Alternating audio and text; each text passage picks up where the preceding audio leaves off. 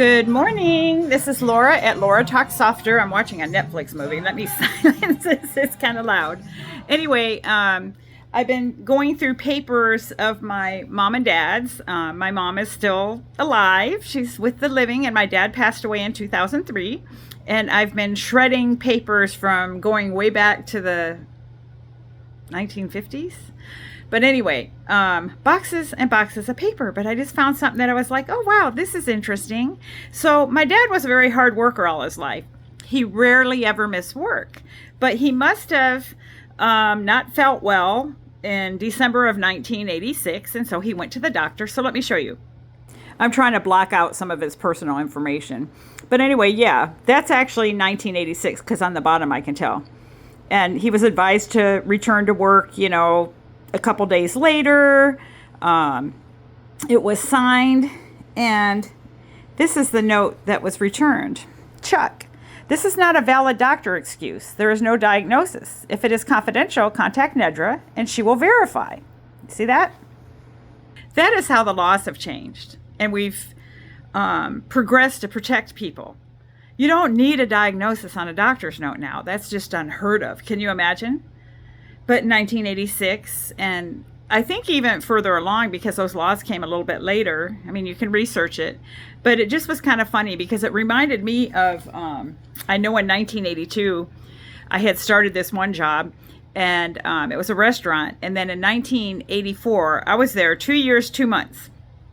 And I called in sick. And I was somebody that rarely ever called in sick. And they were like, you need a doctor's note, and it better be it better be near a death certificate or something if you're not here. And I'm just was like feeling really undervalued. How's that? And, I'm working as a waitress at this place. We called them waitresses. And so I remember being on the phone, and I was sick. And I'm thinking, I had called in sick one other time in 2 years and 2 months. And so in 1984, I was like 20 years old when this happened, maybe 21 because my birthday's in March. And it was August of 1984, I'm pretty sure. Or July, August, because I started the place in June of 82. Anyway, I just remember I didn't cuss or anything because at that time I actually didn't cuss. I started saying bad words much older in life when I would get mad. But I was just like, I quit then. I quit. You don't need a death certificate. I quit. I was very bold. It's like I didn't have another job lined up, but jobs were pretty easy to get. I was going to college. I was paying my own apartment, had my own car. Working my first job, which was the hospital job, but working restaurant jobs, working around this 1 day a week job I had at the hospital.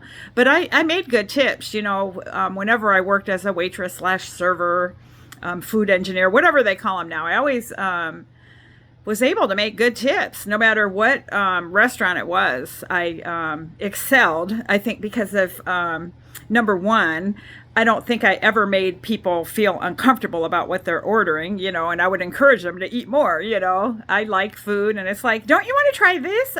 You can take it home, kind of thing.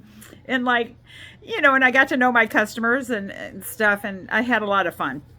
But anyway, so that just reminded me of that how much things have changed in our laws to protect people, and now how much it's being eroded.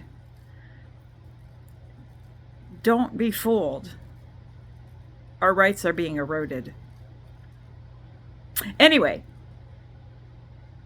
I am Laura at Laura Talk Softer.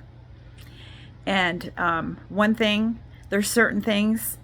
I'm my father's daughter in many ways. I'm not going to talk soft about some stuff. People are like, Laura, you talk too loud. Yeah, sometimes we need to be very firm in what we say. Anyway, don't be afraid to speak up if you see injustices. And we know what injustices are going on. We can see injustices. You go someplace and somebody is treating somebody awful at a job. That's not right. There's at least, if you feel unsafe, to get involved, you know, maybe report it, document, something. Don't be a I see no evil, speak no evil type, person. There's a lot of stuff going on, and we need to have eyes on, a voice for people who may not have a voice. Just there's some stuff, between just some stuff. There's a lot of stuff everywhere you go that you can do something to help somebody's life be better and more validated. I know when I was on my road trip with my mom a couple of years ago, I've done 2 road trips. We were in this hotel in the Midwest, and I could not believe how the manager was talking to this staff member. It was horrific. And he was doing it where it was like, he didn't even see me sitting there. And I'm just like, oh my gosh, he was berating her and just, you're so this. And I'm just like listening to this. So he left. I'm like, excuse me, does he like always act like that? And she's like, yeah, da, da, da. He does, but that's okay. It's like she really needed her job, I guess. But I gave her my number, and I said, if you ever have a problem, if you ever need some witness that's not biased, what would I be? I'm in California. I don't know you, please give me a call, give me a call.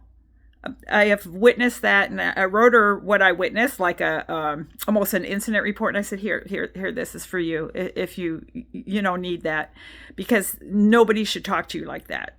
And it was just sad that I think daily people are subjected to that by their employers, and it's really wrong. It's abusive, and it is unkind. It is not any moral to it, but you know what, our morality and our laws are 2 different things, and have getting wider by the minute. Anyway, take care, have a good day, and I hope this finds you well. Toodles. Maybe I'll show my hair when I'm done. It'll probably look exactly the same because I'll throw it in a ponytail. I'm trying to be hopeful here, that maybe I can fix my hair. Have a good day.